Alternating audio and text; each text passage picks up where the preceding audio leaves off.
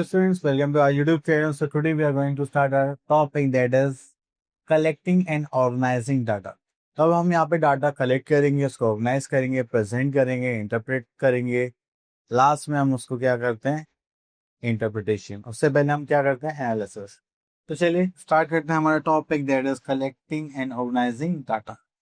So let's start our introduction part. That is, in the previous classes, we have learned reading, interpretation, and construction of pictograph, bar graph representing any information of data.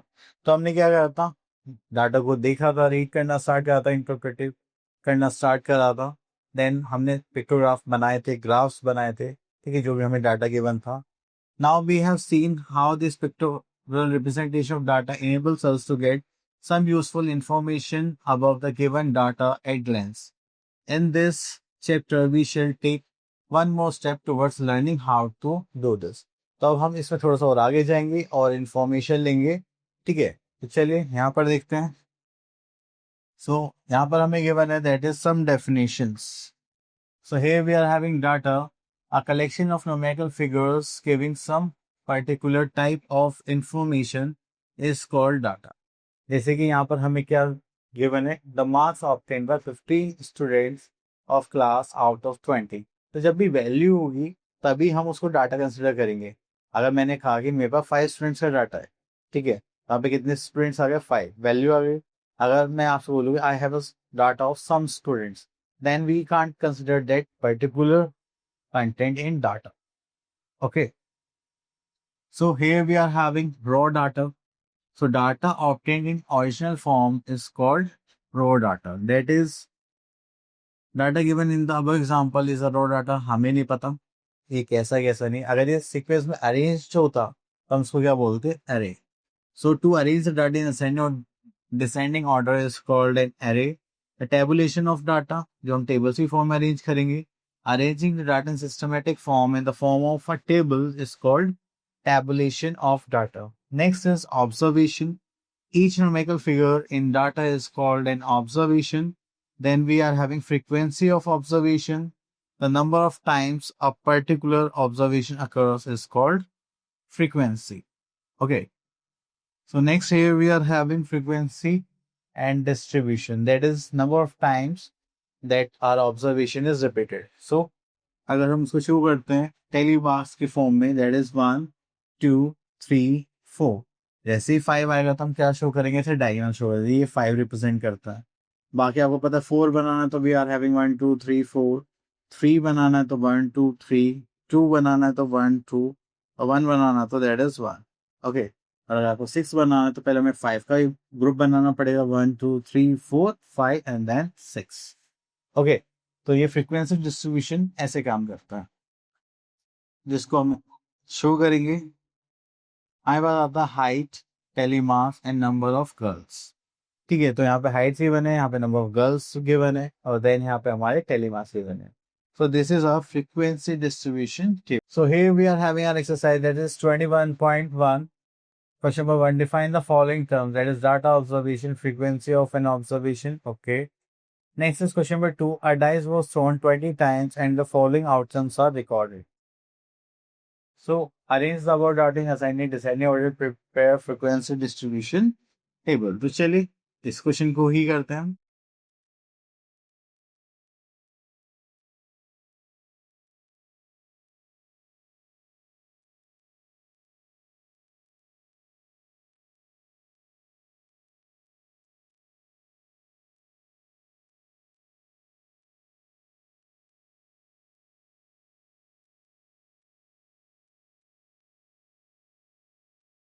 चलिए, तो यहाँ पर हम observations लिख देते हैं या outcomes लिख देते हैं. तो देखिए असाइनिंग ऑर्डर में अरेंज करना है इसको पहले, तो चलिए तो देखते हैं. This is 1,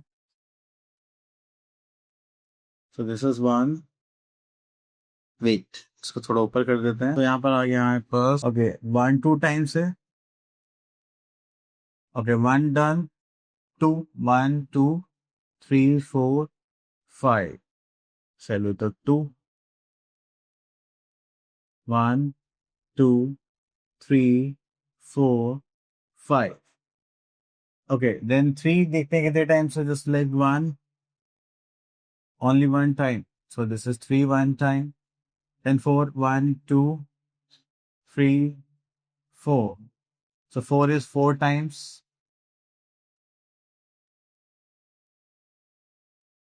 Okay, then we are having 5.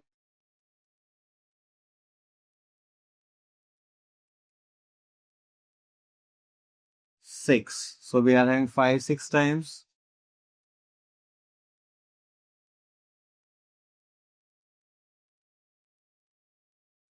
Okay, then we are having 6 only 2 times. तो चलिए हम इसको यहाँ पर लिख लेते हैं. That's it.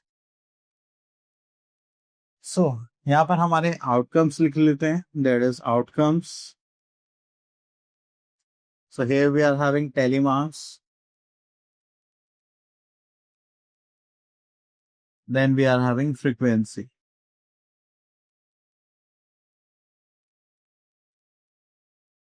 चलिए तो यहाँ पे आता है 1 2 time. So next we are having 2, that is 1 2 3 4 5 times. 1 2 3 4 and this is 5. Next we are having 3, that is 1 time. Then next we are having 4, that is 4 time.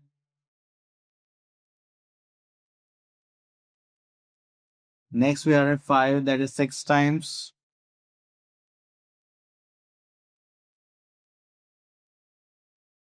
Then we are having 6 2 times.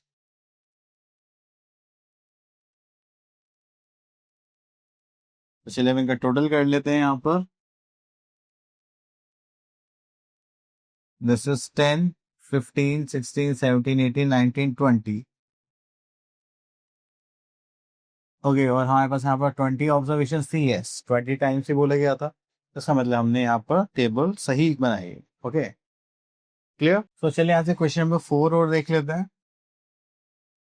इसमें थोड़े से questions हैं जो हमसे पूछे जा रहे हैं, इसीलिए. ओके, देखिए टेलीमार्क डिस्ट्रीब्यूशन आप ऑलरेडी कर चुके हैं. ओके, तो यहाँ पे हमें टेलीमार्क टेबल बनानी पड़ेगी. तो चलिए बनाते हैं. So first we are having that is arrange these marks in ascending order. So चलिए सबसे छोटा मार्क्स देखते हैं. जैसे लाइक 5 4. 4 के पहले कोई है क्या? नहीं. So first we are having 4 5 6 7. So 6 यहाँ पर भी है 2 टाइम्स. ये और 5 ये ना. चलिए 4. Then we are having 5 2 times. Then we are having 6 2 times. Then we are having 7. Then we are having 8. तो 8 ये रहा. Then उसके बाद है क्या 9. No 10. No, yes 10 is here. 10 के बाद यहाँ पर हमें 11 के बनेगा 12. ये रहा हमारा 12. Then we are having 13 14. 42 times है. सॉरी 13 भी है. ये रहा 13. 14 है क्या? नहीं, 14 2 times हो गया. Then we are having 15. एक हो गया. Then और है क्या 15? Yes, here are 2 times. Then we are having 16. Okay, then 17 2 times. The 16. Then 17. Then finally we are having 18.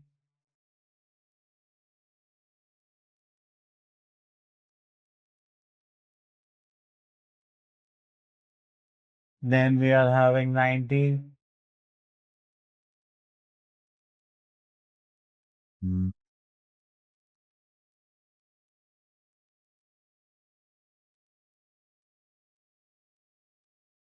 Then 20.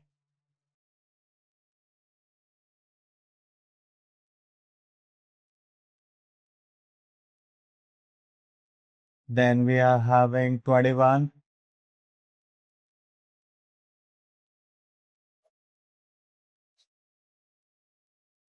Okay, after we are 22. 23. Okay, then we are having 24. Yes. Okay, next 24, 25, 26. So we are having 24, 25, 26.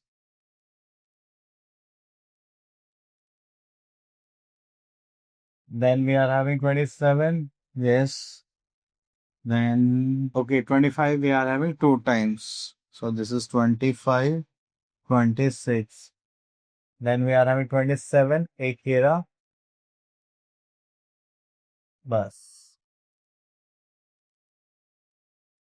Then we are having 24. एक घेरा, तो 24 हो गया हमारे पास two times. And last we are having 30.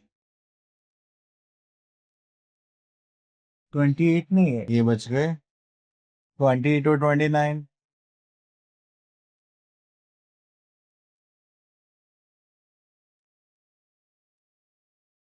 Okay देखिए, last question frequency distribution table बना चुके हैं तो आप वो कर सकते हैं.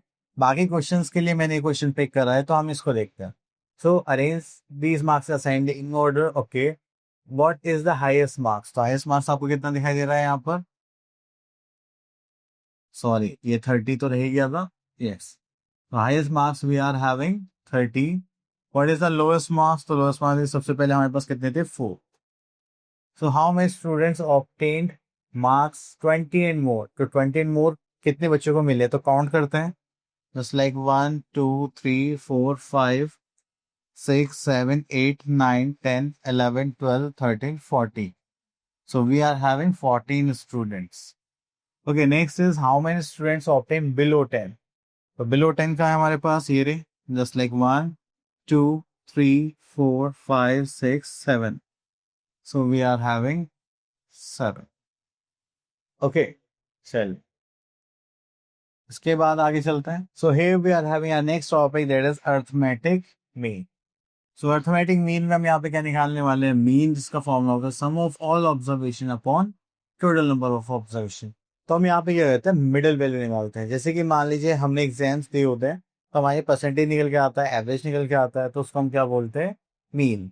That is sum of observation upon total number of observation. Okay, तो चलिए देखते हैं यहाँ पर और क्या क्या बना हमें. ओके, सो आ जाते हैं हम question sorry exercise that is 21.2 पर. सो यहाँ से क्वेश्चन पिक कर लेते हैं. That is find the mean of first 6 multiples of 5. तो चलिए फर्स्ट मल्टीपल तो क्या हो गया? 5, 10, 15, 20, 25, 30.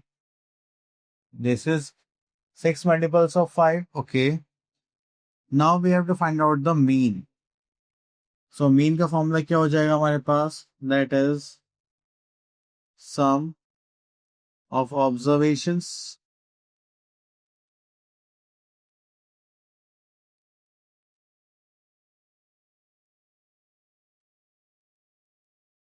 upon number of observations.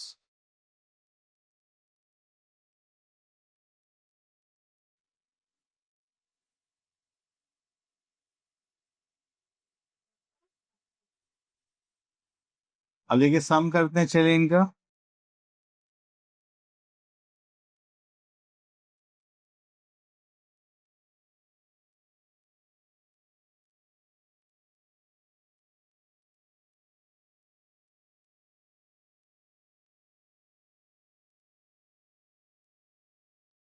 Then उसका नंबर देखेंगे यहाँ पर, तो नंबर कितने? 1 2 3 4 5 6. तो चलिए इसको सॉल्व करते हैं.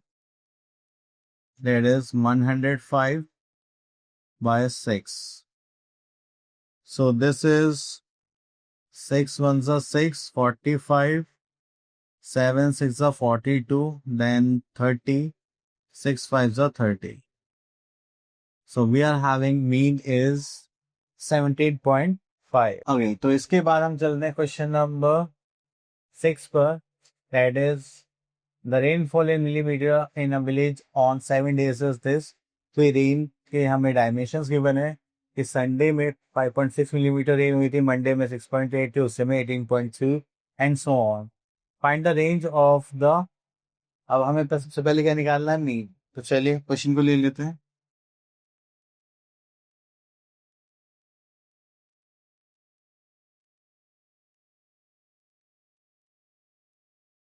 तो सबसे पहले हम यहाँ पर क्या निकालेंगे, मीन। इसका फॉर्मूला क्या होता है, sum of observations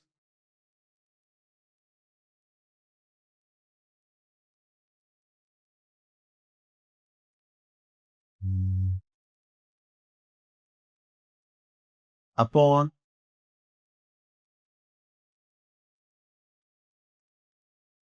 number of observations.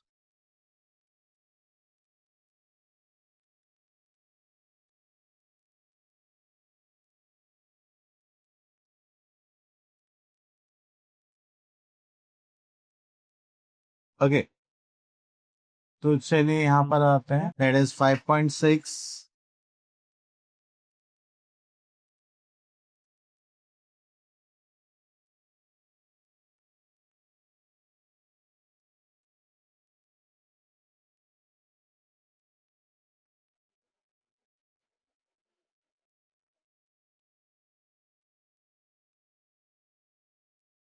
19.3,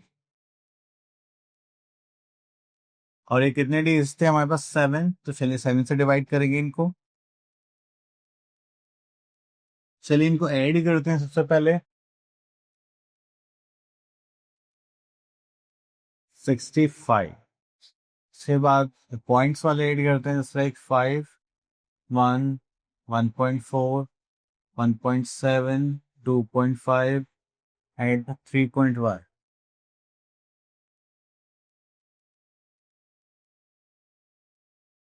So this is 68.1 by 7। तो चलिए अब इसको 7 से डिवाइड करते हैं।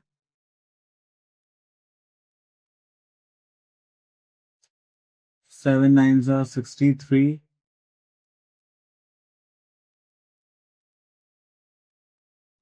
7 7s are 49,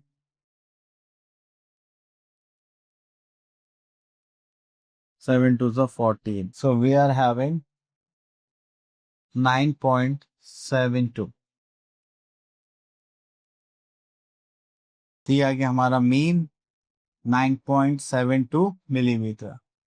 अब उसके बाद पूछेगा find the range of the rainfall of the week. तो रेंज ही फाइंड आउट करना है।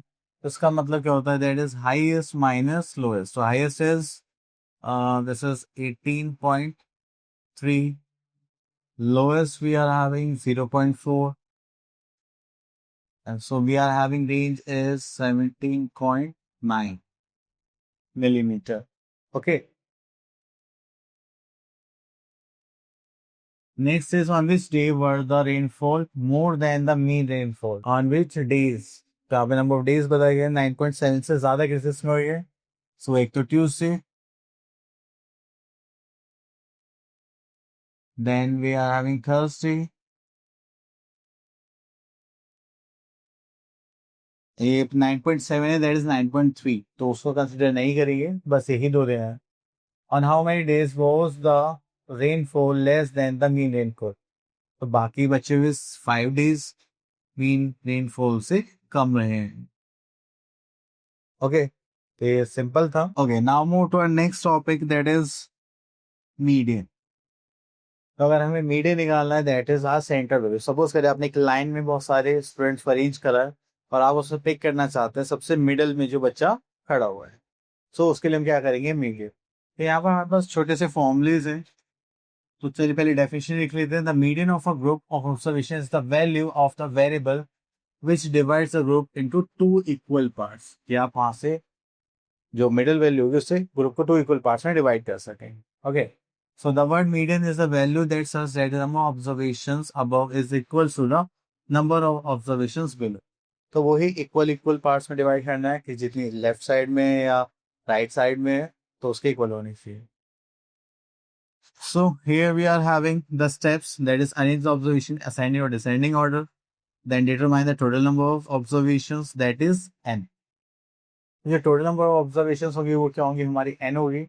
So if n is odd, then use the following formula. Median equals to value of n plus 1 by 2 observation. Then n is even. Then use the following formula, that is value of n by 2 observation plus value of n by 2 plus 1 observation by 2. Okay, चलिए उसके बाद आगे चलते हैं. Next topic here we are having mode. Mode is the set of observations in the value of observation that occurs most frequently, जो maximum number of times repeat होती है. Okay, तो चलिए तो हम स्टार्ट करते हैं हमारा question. So here we are having our exercise. Here we are having our exercise that is 21.3. Question pick करते हैं यहाँ से. फोर्थ ले लेते हैं.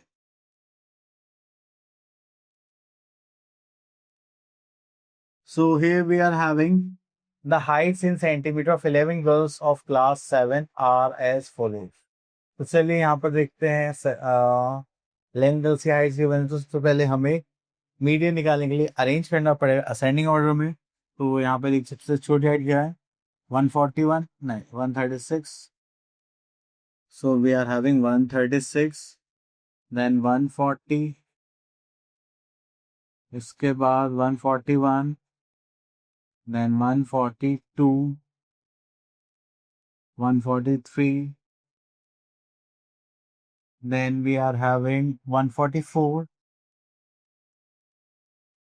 then we are having 149,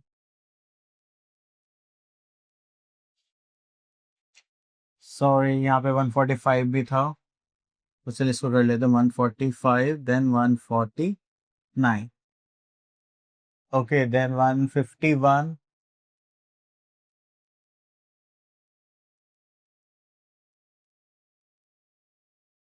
then we are 158, then 161. Okay, so हमें यहाँ पे मीडियन फाइंड आउट करना है. सो मीडियन निकालने के लिए हमें फॉर्मूला यूज करना पड़ेगा. तो सबसे पहले हम यहाँ पे n काउंट करते हैं, that is number of observation is 11. तो ये क्या हो गया हमारा ऑड पार्ट. तो चलिए यहाँ पर हम यूज करेंगे मीडियन इक्वल्स टू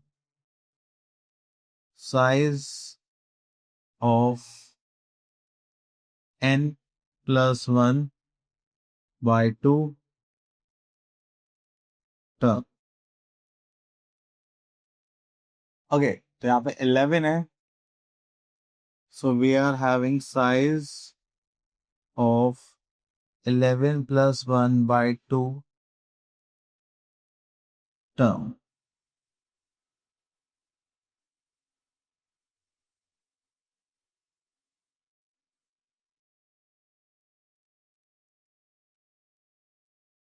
यहाँ पे आ जाएगा 12 by 2,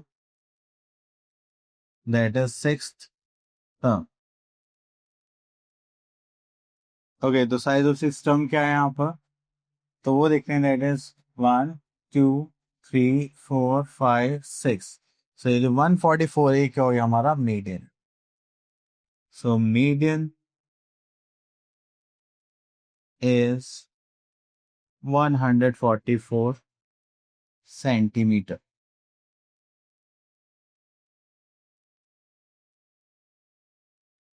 ओके, तो इसी टाइप से आप इनको सॉल्व करेंगे. इजी था. अब यहां से देखते हैं mode.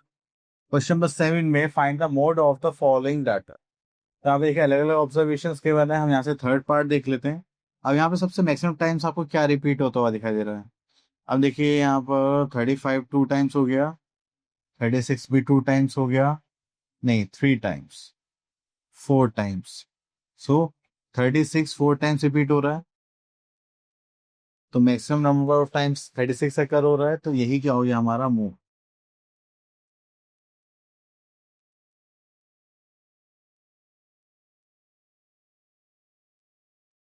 That is your answer. इसी के साथ हमारा टॉपिक होता है फिनिश. सो आई होप आपके टॉपिक्स क्लियर हुए होंगे. अब मिलते हैं नेक्स्ट वीडियो में. Till then all the best.